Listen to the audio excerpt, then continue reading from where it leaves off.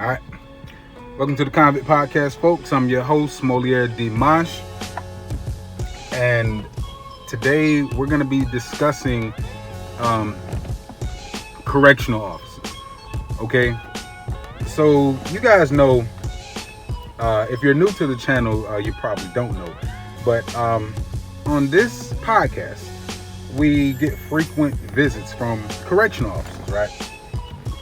And, I think it's not necessarily a bad thing that they like to come here and, comment on videos. That can never be a problem if they have good intentions. If you're a correctional officer and you want to speak out about corruption in the system, the abuse and mistreatment of the inmates, you're more than welcome to come here and, give your take on that stuff. But don't come here, making light of inmate deaths. And don't come here confessing to crimes. Okay? I know correctional officers typically don't have much to think with, but they're starting to get bold. Okay? Today's segment is gonna specifically focus on a correctional officer who came here leaving me with the impression that he may have been involved in an inmate death.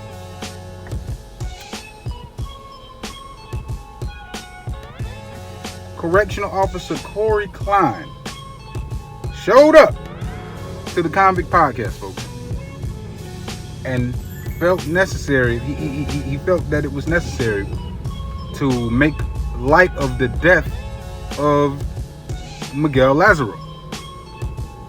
Okay, now he comes to the video and he comments on the video, and the first thing he says is that if you're at Santa Rosa Correctional Institution on CM, you're the scum of the earth, you're a drain on society, and good riddance to you in the event that the officers kill you.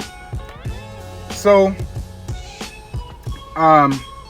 he goes on to make this statement, and this is the one that really struck a nerve with me, because you guys know I was fortunate enough to be able to get correctional officers into a court and a trial when they gassed me. They tried to kill me by lying, saying that I was kicking and banging on the door, which warranted them using tear gas on me, right? This guy, he typed this. He put it in the comment saying, "Kick on the door in my name." I don't know if you can grasp the severity of that statement coming from a public servant, folks. Don't forget, these folks are public servants. Okay, it gets lost on us because we expect them. There's such a low bar as far as their morality and their ethical standards. We forget they're public servants. This is coming from a public servant saying, in the name of a deceased inmate, "Kick on the door in my name." And it leads me to it's just more proof of what I've been saying all of this time about how they set inmates up by lying and say that they kick on the door. How many inmates do you think this man has gassed and lied and said that they were kicking and banging on their cell doors? How many has he killed? And was he a Santa Rosa correctional officer on CM? And did he have something to do with this specific case? Because, I mean, to find that video as a former guard at Santa Rosa, my guess is that he was specifically looking for information on the internet about that inmate. He found him and said his piece. Now imagine that. If this is one of the correctional guards that had something to do with this young man losing his life in such an untimely way. And remember, his family, they were talking about in his final letters, he was, very optimistic about coming home and seeing his family.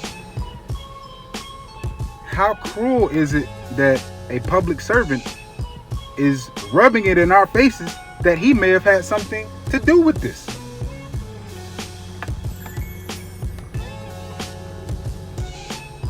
I don't know if there's ever going to be reform with the prison system in the state of Florida to where there's some form of accountability for these correctional officers, not with Republican leadership.